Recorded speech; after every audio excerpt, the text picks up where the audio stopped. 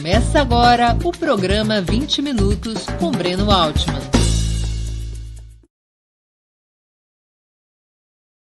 Está começando mais uma edição do programa 20 Minutos Especial.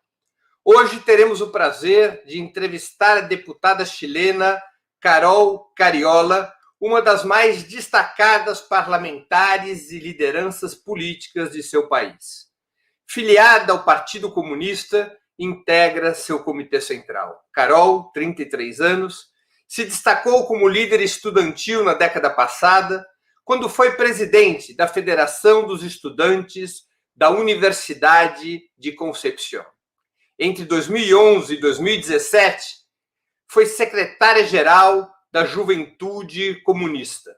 Eleita para o parlamento em 2013 e reeleita em 2017, representa as cidades, os chilenos chamam de comunas, de Recoleta e Independência, na periferia de Santiago, a capital do Chile. A entrevista ao vivo será realizada em espanhol, mas pedimos à nossa convidada que fale despacito, bem devagar, para todos e todas poderem compreender suas respostas. Buenos días, Carol, y muchas gracias por aceptar nuestra invitación. Hola, buenos días, qué gusto de saludarlos a todos y todas, saludar a todos los hermanos y hermanas en Brasil que nos están viendo en esta conversación. Qué gusto de saludarte a ti también. Carol, ¿qué representa la victoria del doble sí en el referendo constituyente del 25 de octubre? ¿El fin de la herencia de Pinochet? Yo creo que efectivamente la victoria que tuvimos el día domingo en nuestro país a partir de este plebiscito, que fue un plebiscito histórico, de alguna manera es un primer paso, ¿no?, para terminar con la herencia que dejó la dictadura militar, que dejó Augusto Pinochet, que sabemos que no es solo la Constitución, la herencia que dejó la dictadura es una herencia mucho más grande, lamentable, muy dolorosa, miles de muertos, desaparecidos, torturados, exiliados, además de un modelo económico que lamentablemente solo ha generado desigualdad y penurias para el pueblo de Chile. Y bueno, el sustento fundamental de este modelo económico está precisamente en la Constitución de Pinochet, y creo que el pueblo de Chile haya dicho tan masivamente, con casi un 80% de aprobación a tener una nueva Constitución, que no queremos seguir bajo este manto tutelado de la dictadura, es de alguna manera un paso tremendo para iniciar una nueva etapa de nuestra democracia. Breno. ¿Qué hizo posible la convocatoria de la Convención Constitucional, que es el nombre de la constituyente, ¿no? O en otras palabras, ¿por qué tardaron 30 años después del fin de la dictadura en ser convocada? Ay, esa es una gran pregunta porque realmente es muy doloroso darse cuenta de que tuvieron que pasar 30 años para recién lograr tener un proceso de cambio constitucional y abrir un proceso constituyente, porque tú comprenderás que no es la primera vez que se plantea la necesidad de un cambio constitucional. Esto es algo que se ha venido discutiendo durante muchos años, muchas organizaciones políticas, partidos, movimientos sociales. Yo fui parte del movimiento estudiantil y el movimiento estudiantil ya venía planteando la necesidad de terminar con la Constitución, de que era uno de los problemas fundamentales del sistema de educación. Pero sin embargo, lo que ocurrió durante los primeros años del inicio de la democracia en Chile fue precisamente acuerdos, ¿no?, que se dieron entre aquellos sectores que gobernaron por 30 años en un proceso de transición con la propia dictadura. Yo quiero recordar que cuando se recupera la democracia después del plebiscito del 88, lo que ocurre es que Augusto Pinochet queda como senador designado y vitalicio. O sea, eso es una muestra, un botón de muestra de que en el fondo la democracia que empezamos a construir fue una democracia lamentablemente tutelada bajo el manto de la dictadura, no solo por su constitución, sino que también por acuerdos políticos de ciertos sectores que tomaron la decisión concretamente de llevar adelante de llevar adelante un acuerdo, ¿no? Con estos actores de la dictadura, fundamentalmente con Augusto Pinochet. Y creo que eso da cuenta de todo lo que vino después, de esta larga transición en que lamentablemente hubo un sector de la institucionalidad que se acomodó concretamente, que se acomodó a una lógica, ¿no? Que creyeron que el modelo neoliberal podía ser humanizado y que empezaron a tener beneficios de él, a generar una élite política que se benefició no solo económicamente, sino que también desde el punto de vista de la concentración del poder. Yo te quiero decir que en los últimos 30 años el 0,1% más rico del país ha crecido en su patrimonio de manera considerable y exponencial durante todos estos años. Entonces, realmente es una situación muy compleja porque lamentablemente el pueblo chileno durante mucho tiempo también acalló de alguna forma, o sea, estuvo callado durante mucho tiempo frente a esta situación, a pesar de las molestias, a pesar de la desigualdad, los movimientos sociales se expresaban de manera separada, ¿no? De forma gremial, cada sector, los trabajadores por un lado, los estudiantes por otro, la salud por otro, todos expresando sus demandas, pero sin embargo no en un esfuerzo común, unificado, como el que sí vimos el 18 de octubre, que fue un movimiento de todos los chilenos y chilenas, sin excepción, de los trabajadores y trabajadoras, de los estudiantes, que fueron los que impulsaron con el salto del torniquete, en fin. Eso un poco como resumen de por qué creo yo nos demoramos 30 años. No fue fácil, no ha sido fácil. Hubo sectores que durante mucho tiempo creyeron que cambiar la Constitución no era una prioridad, tanto así que uno de los presidentes progresistas de nuestro país, quiero decir, Ricardo Lagos Escobar, le hizo modificaciones a la Constitución y puso su firma sobre la Constitución de la dictadura. Creo que ese es un elemento muy simbólico porque da cuenta de que hubo sectores que en vez de pensar en la necesidad de tener una constitución democrática, elaborada por el pueblo, con el poder constituyente desarrollándose como corresponde, lo que ocurrió fue todo lo contrario. Un presidente se tomó la atribución de generar cambios a esa constitución, de firmarla incluso para hacer creer que se estaba democratizando, pero el pueblo chileno no se compró ese tongo. El Partido Comunista y la izquierda chilena siempre defendieron la convocatoria de una Asamblea Nacional Constituyente. Siempre, nosotros desde muchos años, desde que partió esta transición, esta larga transición, siempre dijimos que era necesario tener una nueva constitución. No solo por los contenidos de esta, que claramente son muy importantes de modificar. Nosotros tenemos una constitución que establece el rol del Estado en un ámbito subsidiario, que no establece un Estado garante de derechos, una constitución que privilegia la propiedad privada por sobre el bien común. Tenemos una constitución que no garantiza el derecho a la salud ni a la educación. O sea, los problemas de contenido de nuestra constitución son inmensos y probablemente podríamos analizarlo en mucha más profundidad. Sin embargo, también siempre dijimos que acá había un problema que tenía que ver también con el origen de la Constitución. Y ese origen tiene que ver fundamentalmente con que fue una dictadura la que lo impuso. Fueron 4 personas las que redactaron la Constitución de Pinochet. 4 personas que tomaron la determinación de cuál era el modelo de desarrollo que íbamos a tener para Chile y lo impusieron. Entonces, realmente creo que nosotros, por lo menos como Partido Comunista, siempre desde el primer día de la recuperación de la democracia, planteamos la necesidad de terminar con todos los elementos que tuvieran que ver con el legado de la dictadura militar y, por supuesto, en ello la Constitución jugaba un rol, pero también, y creo que en eso todavía existe una deuda muy grande, que tiene que ver con la necesidad de lograr justicia y término de la impunidad respecto de las violaciones a los derechos humanos de la dictadura cívico-militar. Tú sabes que lamentablemente en Chile todavía la impunidad campea. Nosotros no tenemos no hemos tenido un acto de justicia reparatorio para las víctimas, sino que muy por el contrario, existen informes, se lograron avanzar en ciertas indemnizaciones muy insuficientes, pero la herencia de la dictadura para nosotros, eliminarla con todo lo que ello significa, es un elemento muy importante para poder avanzar en una nueva etapa, en un nuevo modelo de desarrollo, en una nueva democracia. Esto en particular es un elemento fundamental. Carol, ¿cómo usted explica el estallido social del año pasado? Porque parecía que Chile estaba acomodado a esa transición larga y conservadora, una transición que tiene casi su edad. ¿Qué hubo para ocurrir un estallido social de tal magnitud el año pasado? Mira, yo creo, Breno, que es o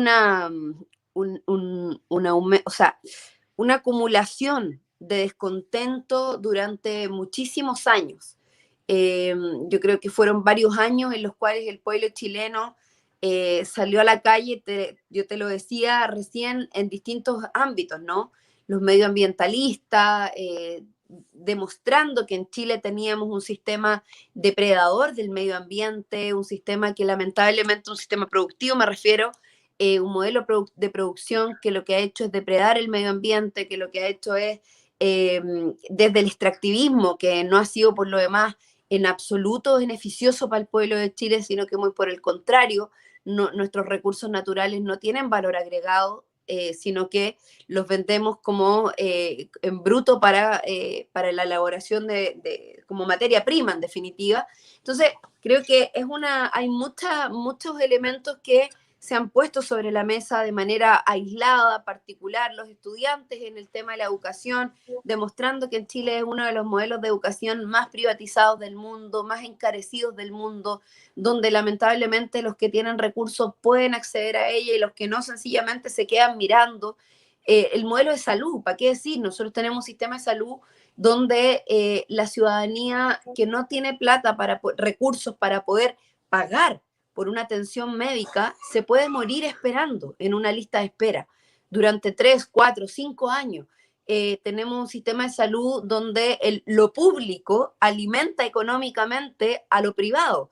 Entonces, son tantas las injusticias sociales que se han venido llevando adelante, que se han venido expresando sin voluntad de cambiar. Yo creo que, y en eso hay algo muy importante que decir desde el punto de vista del rol de los gobiernos progresistas, porque también es cierto que durante todos estos años solo ha habido 2 gobiernos de derecha y el resto han sido gobiernos, entre comillas, progresistas, que uno pudiera decir, bueno, ¿qué pasó ahí? ¿Por qué no hubo cambios importantes en ese periodo? Y ahí lo que yo pienso que finalmente ha ocurrido, y lo vuelvo a plantear en torno a lo que comentaba, por ejemplo, de Ricardo Lagos, ¿no? Que estos sectores lo que hicieron fue determinar precisamente que había que disminuir la pobreza en Chile. Pero la disminución de la pobreza por la vía del acceso a beneficios sociales no fue suficiente, porque la desigualdad aumentó progresivamente. O sea, de alguna manera se atacó las formas de reproducción de pobreza, que por lo demás no fueron tan determinantes, porque de todas maneras existe una pobreza en Chile oculta, ya que uno de los mecanismos de ocultar la pobreza fue a través de la mayor capacidad de endeudamiento, a través de los sistemas de crédito, a través del pago de tarjetas bancarias, el capital especulativo, que finalmente fue lo que generó una falsa sensación de estabilidad y de superación de la pobreza. Sin embargo, la desigualdad se profundiza y el índice Gini da cuenta de que Chile es uno de los países más desiguales del mundo, donde el 0,1% de la población, de los más ricos, concentran el 35% de las riquezas. O sea, 1/3 de las riquezas nacionales la concentra el 0,1% del país. Entonces, eso es una situación que da cuenta de cuáles son las razones fundamentales de por qué el estallido social se expresa en Chile, porque el nivel de descontento de la ciudadanía es muy grande. Y esa ciudadanía salió a la calle, rompió paradigma, se organizó, se establecieron lógicas de movilización masiva, pero además articuladas, que es lo más relevante. Ya no solo eran los estudiantes por separado, las mujeres por separado, los trabajadores por separado, sino que era el pueblo en su conjunto demandando un cambio de modelo. Yo creo que esa fue la clave, ¿no? de lo que ocurrió el 18 de octubre que finalmente el salto de los estudiantes de ese torniquete, el 18 de octubre y los días anteriores, para nosotros significó un poco el despertar del pueblo, por eso hablamos del despertar de Chile, ¿no? ¿El estallido fue espontáneo o organizado? No, mira, yo creo que el estallido tiene distintas expresiones. Y efectivamente lo que ocurrió el 18 de octubre fue algo muy espontáneo desde el punto de vista de la reacción de los ciudadanos. Yo quiero recordar lo que fue el 18 de octubre. El 18 de octubre lo que pasó, Breno, fue que los estudiantes saltan los torniquetes y sucede que el día anterior se quemaron algunas estaciones de metro. Cuestión que hasta ahora todavía no sabemos quién lo hizo. Ojo, el gobierno hasta ahora no ha sido capaz de transparentar quién quemó esas estaciones de metro porque se suponía que habían hecho una investigación. Nosotros tenemos muchas dudas respecto de dónde vienen ese tipo de acciones más radicales, ¿no? Sin embargo, lo que eso significó es que el gobierno tomó la decisión de cerrar los metros. Lo cual significó también que los chilenos y chilenas que se transportan en el transporte público tuvieron que salir a la calle, tuvieron que salir caminando, llegar a sus casas de a pie, porque cerraron los metros, cerraron el transporte público a raíz de esta situación.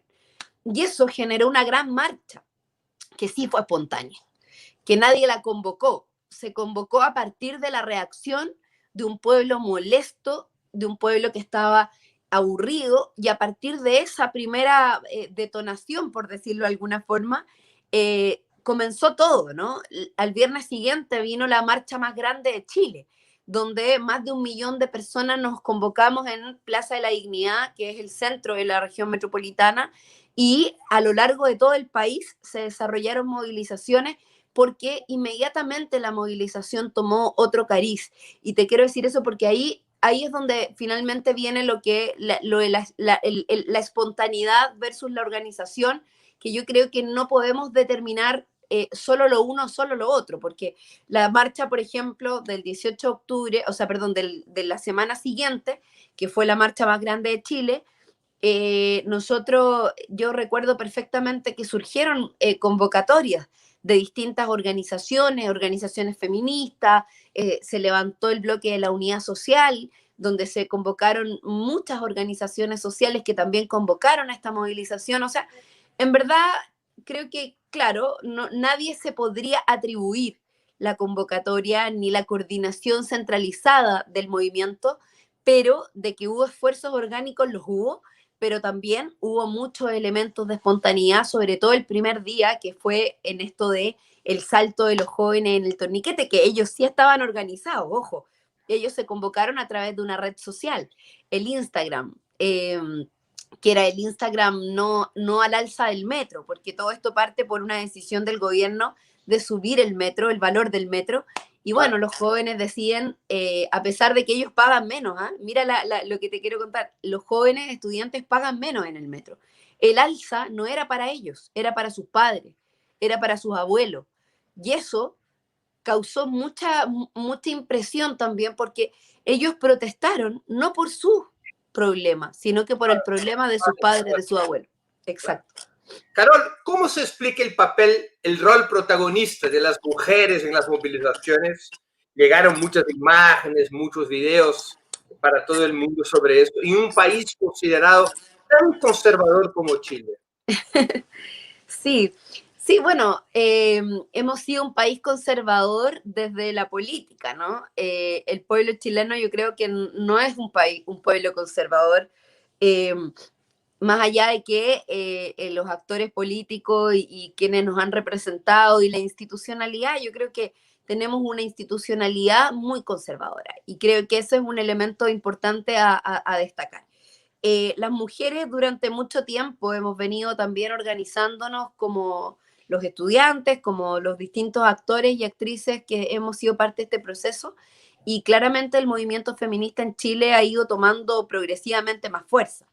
Yo creo que la expresión de las tesis, que fue probablemente la expresión política más relevante durante todo el proceso de movilización, o más simbólica, ¿no? Porque recorrió el mundo con el violador en tu camino, el violador eres tú, la culpa no era mía, ni dónde estaba, ni cómo vestía. Esa frase tan determinante creo que es muy reflejo de lo que ocurre en nuestra sociedad desde el punto de vista del rol del Estado patriarcal. O sea, el Estado chileno ha ido quedando tan en evidencia, no solo desde su rol subsidiario, y no garante, por tanto, sino que también la expresión del Estado machista, patriarcal, con leyes absolutamente subordinadas al patriarcado, a la lógica de la dominación de un género por sobre el otro, ha sido muy evidente, ha ido quedando tan claramente expresado el hecho de que, por ejemplo, la ley que determina el delito de violación es una ley que no se hace cargo de la víctima, sino que responsabiliza a la víctima de demostrar el delito. Entonces, que es un poco lo que pasó en España con la manada, ¿no? Y que de alguna manera es la inspiración. Nuestras leyes hoy día están determinadas de tal manera, con el Código Penal, que es un código muy antiguo, el Código Civil también, que tienen muchas contradicciones en esos términos, son algunos de los elementos que también han llevado a mostrar que la violencia de género en Chile está muy extendida, bueno, en el mundo, pero hablando de Chile, está muy extendida, se expresa en las instituciones donde la subrepresentación de las mujeres es muy fuerte.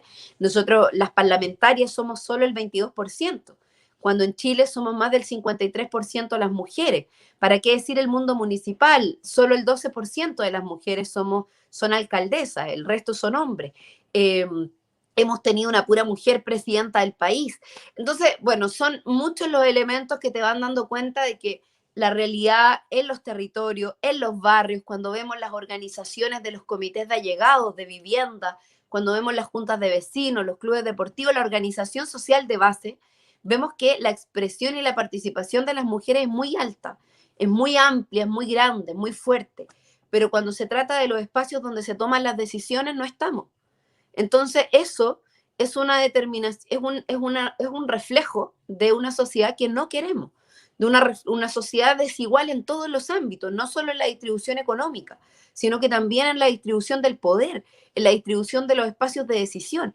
Y en eso, por lo menos, las mujeres hemos tomado la decisión fuertemente de hacer frente a esta situación, en los partidos políticos, en los espacios de directorios de empresas, en el Estado y en sus distintos poderes, etcétera, en el Poder Judicial también, donde lamentablemente también campea una lógica muy machista, muy patriarcal a raíz de cómo están concebidas las leyes.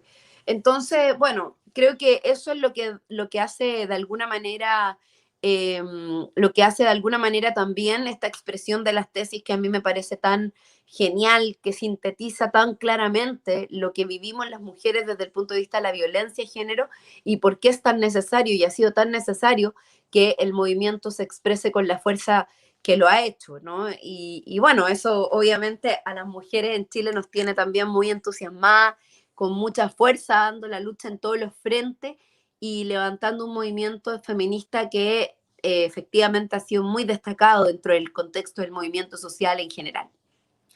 Carol, las movilizaciones llevaron a una crisis institucional. La crisis institucional después llevó a un acuerdo en el Parlamento con el gobierno, pero el Partido Comunista se opuso al pacto del año pasado. ¿Por qué esa posición del Partido Comunista? ¿En contra qué estaba el Partido Comunista en el momento que se decide convocar el plebiscito? Sí. Mira, la historia tiene que ser muy precisa, ¿no? Porque se tiende a confundir a partir de cómo se expresa. Todo esto está lleno de detalles y de minucias que son relevantes. En los detalles está la magia, ¿no? De las cosas. Y bueno, efectivamente, este proceso venía gestándose hace mucho tiempo. No solo con el estallido social. Este es un proceso, insisto en el punto, que se venía dando hace muchos años. De hecho, incluso es más, el gobierno de la presidenta Bachelet, del cual nosotros fuimos parte como Partido Comunista, se planteaba dentro de sus ejes el cambio de la Constitución. Y de hecho se inició un proceso constituyente en el gobierno anterior, donde quedó ingresado un proyecto de ley en el Parlamento que hacía referencia al plebiscito, pero que hasta ahora no había tenido la fuerza social para poder empujar que ese cambio se diera, ¿no? Y ahí es donde está el matiz que quiero incorporar. Cuando cuando se levanta este acuerdo, entre comillas, entre algunos partidos políticos, más que el Parlamento, entre algunos partidos políticos, la derecha y el gobierno, que es de derecha, nosotros decidimos no participar de ese acuerdo porque nos parecía que era un acuerdo que no reflejaba lo que estaba pasando en la calle, lo que estaba pasando con, con las organizaciones y los movimientos sociales. De hecho, fue un acuerdo muy rechazado desde el punto de vista social, porque no solo porque se dio a última hora, me refiero a última hora entre cuatro paredes, a las 2 de la mañana, fue un acuerdo que además pretendía coartar, acotar el máximo posible la posibilidad de participación.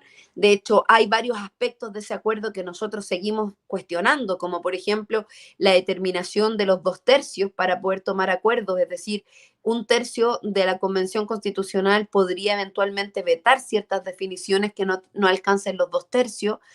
Ante eso nosotros estamos planteando la necesidad de plebiscitar esos elementos, que no fue algo que quedó en el acuerdo. O sea, ábrenos un poquito más sobre este tema de 2/3, que creo que es muy importante. Sí. O sea, la Convención Constitucional solamente puede aprobar artículos de la Constitución por mayoría de 2/3. Así es. Todos los cambios de la Constitución, o sea, todo lo que se vaya a determinar en la nueva Constitución tiene que llegar a un quórum de 2/3. Si no se logra el quórum de 2/3, sencillamente queda fuera. Ante eso, lo que nosotros estamos proponiendo como Partido Comunista es que se plebiscite, porque nos parece inaceptable que haya 1/3, que son la minoría, que finalmente tengan un derecho a veto en este proceso. Y eso es muy importante de destacar porque fue parte también de los elementos que se acordó ese día, el 15 de noviembre, que para mí es una restricción a la democracia más que una apertura. Y porque por lo demás, yo quiero decirlo con mucha honestidad, creo que la forma en que se gesta ese acuerdo del 15 de noviembre se hace a espaldas del movimiento social. El movimiento social no fue convocado a ser parte de ese acuerdo. ¿Quién parte de ese acuerdo? ¿Quién estuvo fuera de ese acuerdo? Sí, bueno, parte de ese acuerdo son los ex partidos de la concertación, o los partidos de la ex concertación, ¿no? El Partido Socialista, la Democracia Cristiana, el PPD, el Partido Social, el Partido Radical. El Frente Amplio también fue parte, no todo, una parte del Frente Amplio. También hubo partidos dentro del Frente Amplio que decidieron restarse del acuerdo. Sin embargo, la gran mayoría de los partidos del Frente Amplio, Revolución Democrática, el Partido Comunes, fueron parte también de ese acuerdo. ¿Quiénes estuvimos fuera? Bueno, la Unidad para el Cambio, que es el Partido Progresista, el Partido Comunista y el Partido Regionalista Verde. El Partido Convergencia Social, también como partido al menos. Ahí solamente uno de sus diputados firmó a título personal, porque la verdad de las cosas que, bueno, insisto en el punto, yo creo que el gobierno en eso fue muy estratégico para generar las condiciones de este acuerdo. Y digo esto porque lamentablemente empezaron a generar una suerte como de temor ciudadano, haciendo movimientos de tropa, moviendo tropas militares, me refiero, en la quinta región. El día anterior de eso hubo amenazas, ¿no? De hecho, hubo personas que nos dijeron que ellos habían participado de ese acuerdo por la paz y la nueva constitución solo por el hecho de que habían sentido temor respecto de lo que podía pasar en una desestabilización del país y de volver a replicar más o menos una idea de un golpe militar o algo por el estilo.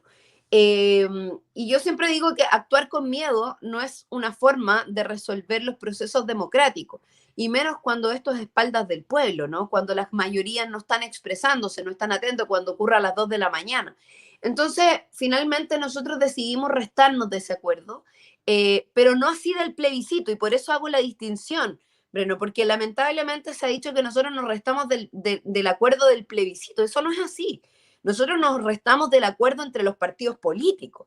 La discusión en el Parlamento después se dio a partir de un proyecto de ley donde además nosotros como Partido Comunista habíamos propuesto de manera previa al acuerdo la necesidad de realizar un plebiscito. Presentamos un proyecto de ley incluso, porque creíamos que el lugar para poder dar esa discusión era en el Parlamento con las organizaciones sociales, a las cuales se les podía escuchar, a las cuales se les podía citar, a las cuales se les podía hacer parte de una discusión abierta de cara al país desde la institucionalidad vigente donde están todas las fuerzas políticas representadas. No entre cuatro paredes acordando cuestiones que finalmente limitan el proceso como en los 2/3, como que, por ejemplo, la convención constitucional no se llama asamblea constituyente, sino que es convención constitucional. En fin, creo que son varios los elementos que finalmente nos llevaron a nosotros a restarnos del acuerdo, pero no del plebiscito. Nosotros aprobamos el plebiscito, incluso lo propusimos en el Parlamento y participamos activamente del proceso electoral, con todas las diferencias que teníamos, porque entendemos que la democracia es la democracia. Y cuando se imponen las mayorías en un proceso democrático, nosotros lo vamos a respetar. Y lo que ocurrió en el Parlamento es que esto se discutió y se impusieron mayorías, y está bien, porque se discutió en el espacio institucional donde nosotros estamos representados. Lo que ocurrió posteriormente es que nosotros también dijimos que este acuerdo no incorporaba ni la paridad, es decir, la participación de las mujeres, ni los escaños reservados para los pueblos indígenas, que es parte también de lo que hemos estado exigiendo y que hemos estado empujando con mucha fuerza. Pero la paridad de género está aprobada ahora. Posteriormente, se aprobó posteriormente a la votación inicial y efectivamente hoy día está aprobado y ya es parte de la ley que establece el cambio de la Constitución. Y por otro lado, estamos pero no ya... la representación de los indígenas, o también la representación de los indígenas. No, todavía no. Eso está en tramitación en el Parlamento aún, que es que existan escaños reservados de los pueblos indígenas para poder resguardar que los pueblos indígenas, particularmente el pueblo mapuche, que sabemos cómo ha sido militarizado, maltratado, postergado por el Estado chileno durante muchos años, puedan ser representados. Bueno, y todos los pueblos indígenas, por supuesto, pero esto surge a partir fundamentalmente de la necesidad también de reparación, de nuevo trato, en definitiva, entre el pueblo chileno y el pueblo mapuche. ¿Cómo conseguir que la izquierda y los movimientos populares tengan mayoría en la constituyente, en la convención constitucional, impidiendo que la derecha recupere el control o que atraiga el centro a través de esa cláusula de los 2/3 o de otros instrumentos? Sí. Bueno, yo creo que la única posibilidad que tenemos de que eso se exprese de esa forma es generando unidad, siendo mayoría, generando una unidad táctica que nos permita perspectivar algunas cuestiones estratégicas. Probablemente desde la oposición y los movimientos sociales no vamos a estar de acuerdo en todo, pero sí las oposiciones que existen en nuestro país tienen hoy día un deber ético de ponerse de acuerdo para poder establecer un camino común de lucha, de trabajo y de determinación de contenidos de la nueva Constitución.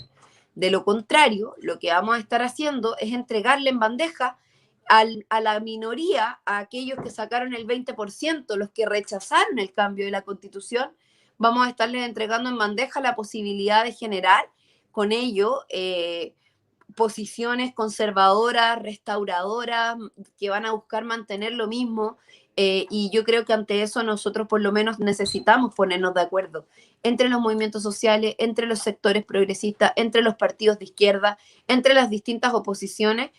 Vamos a tener que generar bases mínimas para poder establecer posiciones en este proceso. De lo contrario, es entregarle toda la ventaja, y creo que eso es una falta de respeto para con el pueblo de Chile, que ha hecho un tremendo esfuerzo, que le ha costado los ojos, literalmente, los ojos de Gustavo, los ojos de Fabiola Campillay, los ojos de miles de chilenos y chilenas que lamentablemente tuvieron pérdida de su vista, que perdieron sus ojos, que tuvieron traumas oculares, o los que perdieron la vida. 25 chilenos perdieron la vida durante este proceso. O derechamente, también, y hay que decirlo, los presos de la revuelta, para quienes estamos pidiendo la libertad. Creemos que todos estos elementos son elementos que no pueden quedar ajenos a la responsabilidad que la política, que los movimientos sociales tenemos para poder definir, para poder lograr que este proceso sea efectivamente lo que el pueblo chileno espera, lo que necesitamos, y no que sea finalmente todo un proceso perdido para que los restauradores y la derecha mantengan lo mismo de siempre. Carol, hay un espectador nuestro, Artur Lins, que te pregunta, ¿cómo los medios, la burguesía y la derecha chilena está reaccionando frente a esas demandas sociales en contra de la doctrina neoliberal y en contra de la Constitución de 80? ¿O qué ellos están proponiendo en ese momento? Bueno, ellos lo que quieren básicamente es, bueno, primero apostaron al rechazo, a rechazar el proceso y sacaron de eso un 20% de participación a favor del rechazo. Pero ahora ya perdía su posición con una amplia aprobación del cambio de la Constitución. Hay sectores que lo que están planteando es dar la disputa interna y están apostando a ganar el tercio que les permita vetar las transformaciones. Eso es lo concreto. O sea, en términos concretos, la trampa de los 2/3, que nosotros siempre lo dijimos como tal, es una trampa del mundo conservador fundamentalmente para establecer vetos a los cambios más profundos. Por eso es que el proceso de elección que vamos a tener respecto de los convencionales, de quienes nos van a representar en el proceso constituyente, es tan relevante, porque en definitiva son sectores que, o sea, de lo contrario, si no logramos unificar esfuerzos para tener la mayoría e incluso superar los 2/3 en los sectores progresistas, hay cuestiones que no vamos a poder modificar y que probablemente van a quedar en vacío, porque recordemos que esta es una constitución que viene de hoja en blanco. Y lo que no se defina en la constitución nueva va a tener que ser resuelto por ley, según algunos constitucionalistas, lo cual es bastante peligroso también, porque las leyes, el proceso constituyente va a tener una legitimidad que cualquier ley que se pueda discutir en el Parlamento probablemente no la va a tener, porque lo que venga determinado del proceso constituyente va a ser a partir de un proceso popular, participativo, abierto, van a ser definiciones mucho más de largo plazo. Distinto es una ley que puede ser reemplazada por otra en cualquier momento, ¿no? Déjame comprender una cosita, perdona que te interrumpo porque es una información importante para los brasileños. Cuando usted habla que es una constitución, es un proceso con hoja en blanco, significa que lo que no se pueda aprobar en la Convención Constitucional no, mantiene la vieja Constitución o va a ser decidido por el Parlamento en el futuro. Sí, no, va a ser definido por el Parlamento.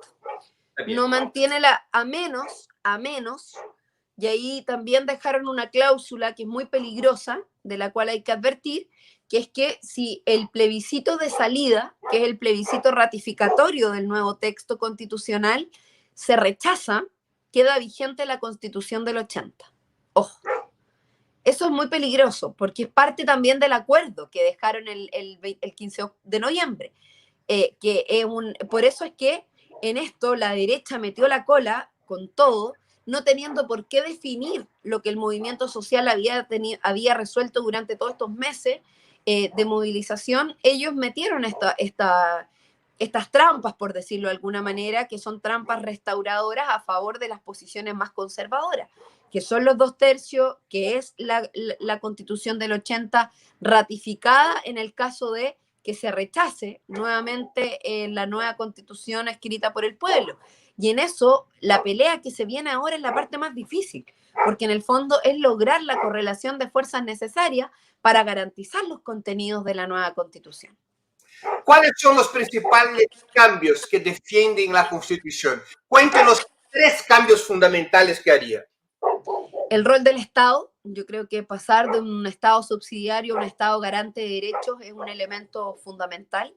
La propiedad de los recursos naturales, yo creo que establecer un nuevo modelo de desarrollo a partir de la propiedad de los recursos naturales, pasando de un modelo extractivista, ¿cierto?, a un modelo que nos permita generar valor agregado a nuestros recursos desde la propiedad del Estado para beneficiar a todos los chilenos y chilenas.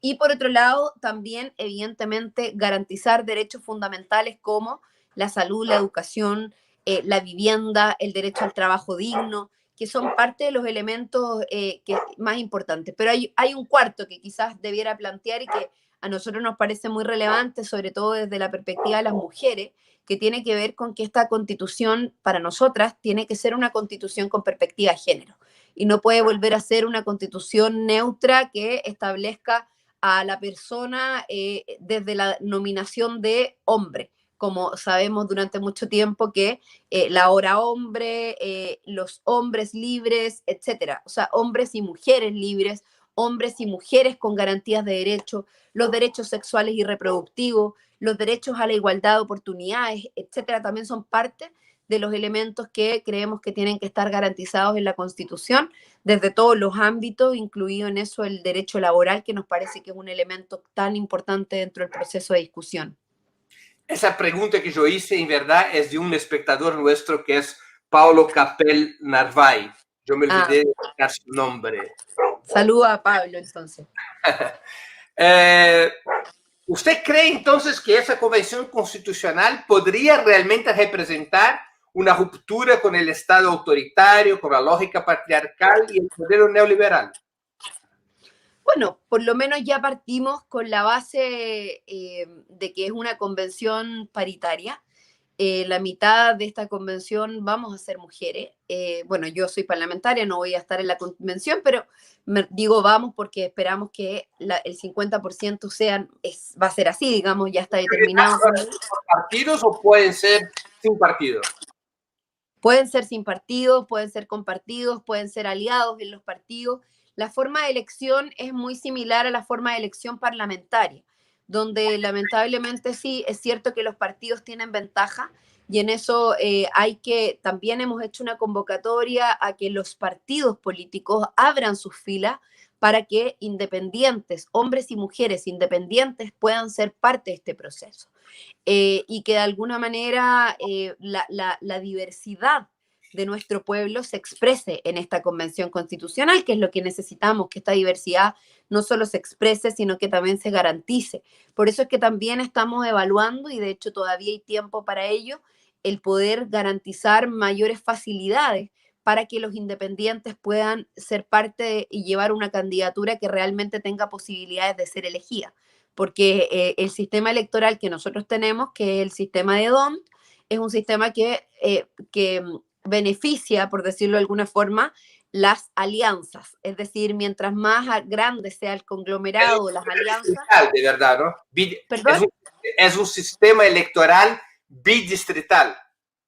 Es un sistema electoral distrital, efectivamente, donde lo que se genera es una proporcionalidad corregida y que al mismo tiempo, proporcionalidad me refiero respecto de la expresión electoral de los partidos o de las instituciones que se presenten, donde claramente los independientes y las independientes no tienen las mismas oportunidades que los partidos políticos cuando estos se alían.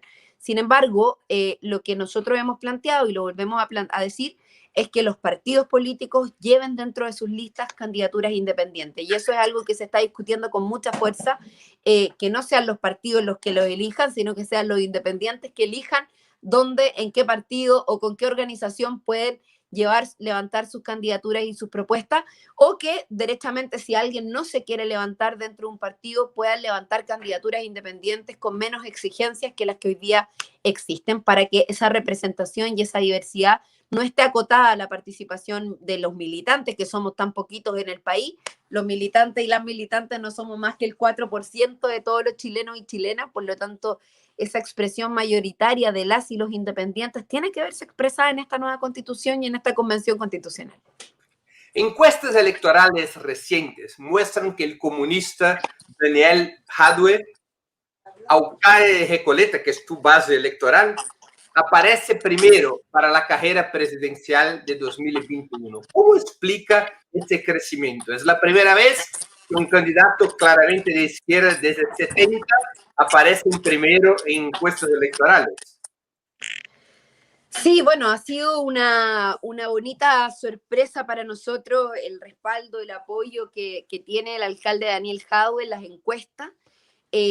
Claramente es parte también de este proceso de cambio que los chilenos y chilenas estamos viviendo, que de alguna manera también nos permite romper con cierta lógica que se ha venido estableciendo durante muchos años desde la dictadura.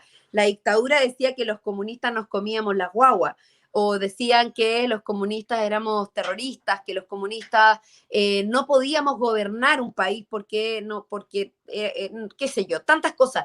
Yo creo que eso ha ido cambiando, afortunadamente también el que las y los comunistas podamos estar en el Parlamento, en los municipios, que hayamos mostrado también nuestro desempeño en la institucionalidad, ha ido rompiendo ese paradigma que se instaló por parte de la dictadura que nos decía el cáncer marxista, para poder demostrarle al país y al mundo que las y los comunistas somos progresistas, somos librepensadores, somos personas que estamos en disposición de construir procesos democráticos más profundos, que la construcción del socialismo no tiene un paradigma único, que la construcción del socialismo también es parte del pensar de los pueblos. Cada pueblo tiene derecho a pensar su propio proceso. Nosotros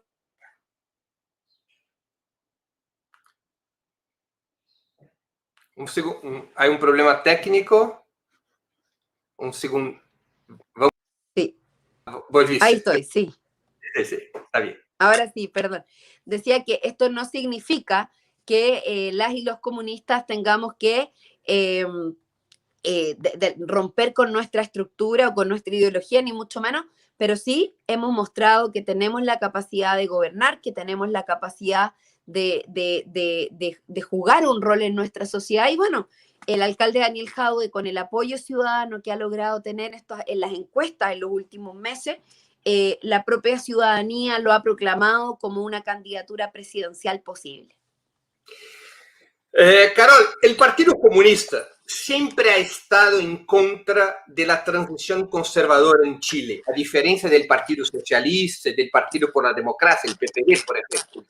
Pero el Partido Comunista decidió participar en 2013 en la nueva mayoría, la coalición de centro-izquierda, que jamás se opuso frontalmente a la herencia pinochetista.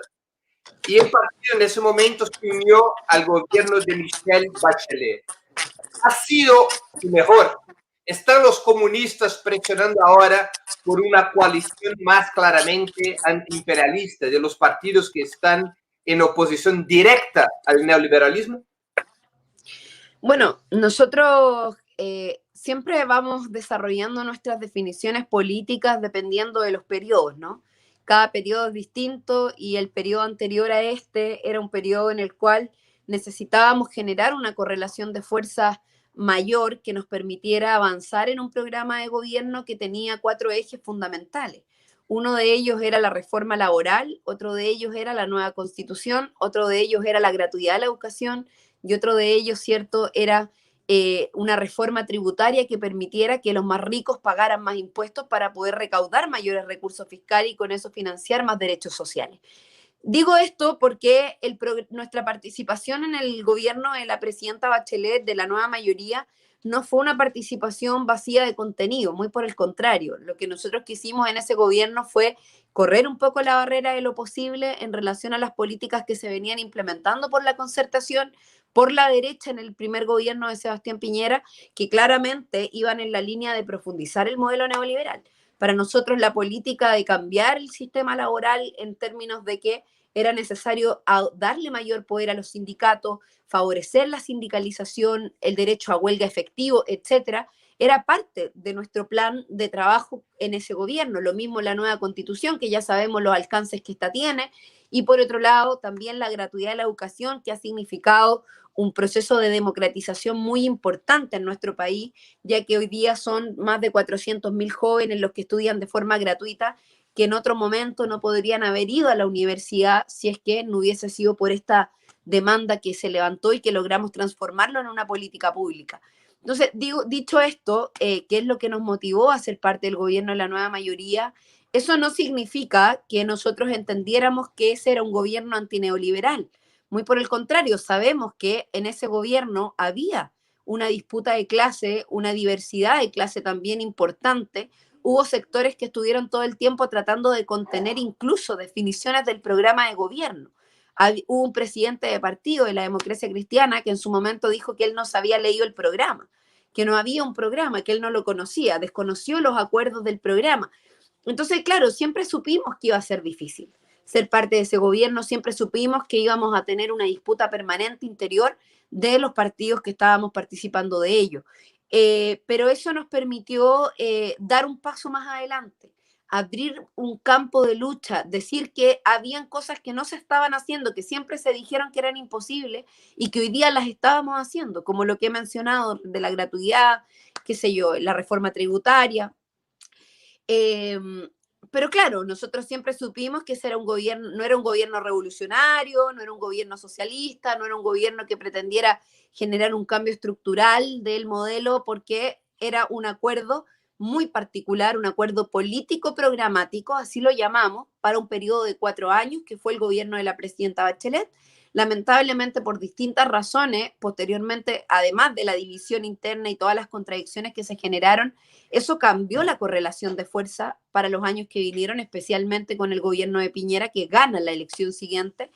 Pero hoy día, efectivamente, nosotros estando en el lugar en el que estamos, con respecto a la sociedad que se ha venido construyendo, las y los comunistas tenemos una definición muy clara para el periodo que viene y que de hecho estamos en Congreso, estamos precisamente en discusión en este momento, y lo que creemos es que es necesario fortalecer un esfuerzo político antineoliberal, que hoy esta determinación antineoliberal respecto de la modificación estructural del modelo a partir de una nueva constitución es una definición estratégica que nos permite perspectivar cambios mucho más profundos de futuro.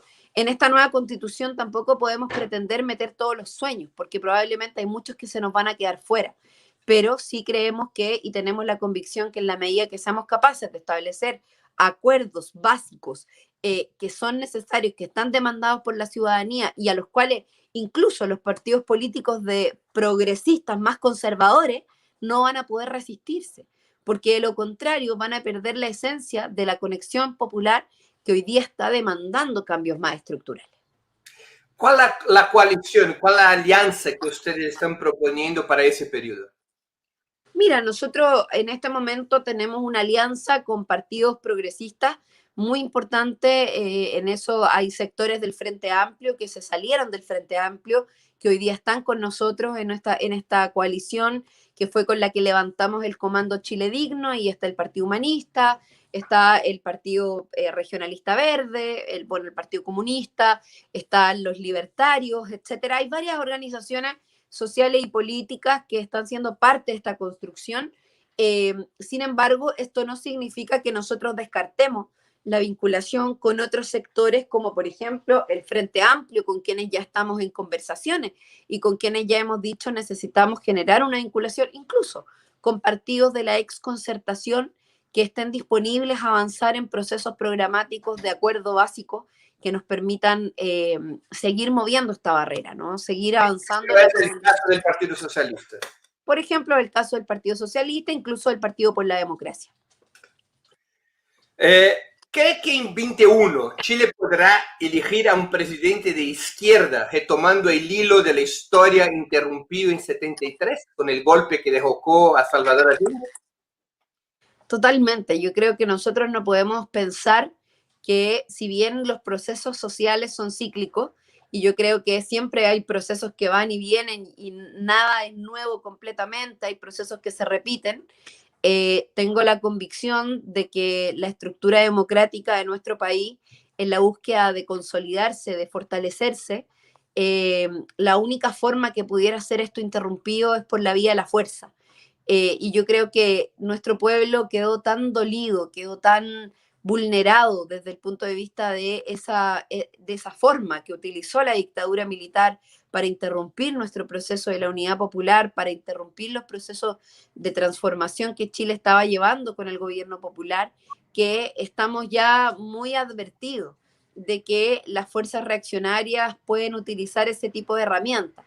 Sin embargo, yo creo que hoy la resistencia del pueblo en relación a ese tipo de situaciones es distinta. Y creo que frente a eso también existe una correlación de fuerzas internacional que claramente se opone, que rechaza cualquier tipo de intento de obstrucción de los procesos democráticos. No puede ser que la fuerza, el matonaje, las armas se antepongan a los procesos democráticos que están conducidos por el pueblo en su conjunto, como en este caso un proceso constituyente. Yo creo que eso sería terrible. Y la elección de un alcalde, o sea, de un presidente, perdón, o presidenta de izquierda, no puede ser una motivación para interrumpir la democracia. Creo que eso sería una muestra de que nuestra democracia estaría absolutamente vulnerada y ante eso, bueno, quienes asuman una posición en esa dirección tendrán que hacerse responsables. Hasta ahora, por lo menos, la derecha ha tratado de demostrar ser una fuerza democrática y yo espero que se mantengan en esa línea y que sepan ser la posición que son, que hoy día es minoritaria en el país, pero que sin embargo en los últimos años, a propósito de la falta de participación, han logrado tener una posición predominante y por eso tienen la presidencia del país, pero una presidencia que no tiene legitimidad, que no tiene respaldo ciudadano y que muy por el contrario está muy ajena a las definiciones políticas que en Chile se han venido haciendo por parte del pueblo. Pero Carol, digamos que al revés de lo que se podría democráticamente suponer, digamos que la derecha chilena, la burguesía, recurren a los mismos instrumentos golpistas que han actuado en Chile en el pasado o que han actuado en Brasil o que han actuado en Bolivia. ¿Qué podría ser hecho para evitar que se repita el escenario de 73 en el caso que se elija en 2021 un presidente de izquierda? ¿Cuál es la lección que ustedes comunistas han aprendido de la derrota de 73 para tratar de evitar que ella se repita y que un nuevo golpe se arme en Chile como se armó en otros países de Sudamérica en los últimos años? Sí, bueno, la verdad es que si yo tuviera la receta de eso, me encantaría poder decirla así rápidamente, ¿no? Sin embargo, claramente esos elementos ameritan una reflexión más profunda, no solo los partidos de izquierda, yo creo que el pueblo de Chile, que tiene que ver precisamente con resguardar los valores democráticos. Yo creo que las armas no le pueden ganar a la democracia y eso pasa por la convicción de un pueblo en su conjunto. Por democratizar las Fuerzas Armadas, entre otras cosas. Yo creo que tenemos organizaciones militares en Chile, tanto la policía como las Fuerzas Armadas, que ameritan un proceso de transformación y de refundación muy importante, porque están muy marcadas por esa parte de la historia. Pero lo que no podemos hacer, Breno, es tratar establecer una posición política desde el temor. Yo creo que el temor, el miedo paraliza. Si nosotros tuviéramos miedo a seguir avanzando desde la izquierda por la posibilidad de los golpistas de hacernos un golpe de Estado, de interrumpir nuestros gobiernos, no podríamos hacer nada. Ya lo vimos en Bolivia. Ha sido el mismo pueblo el que ha defendido su proceso democrático.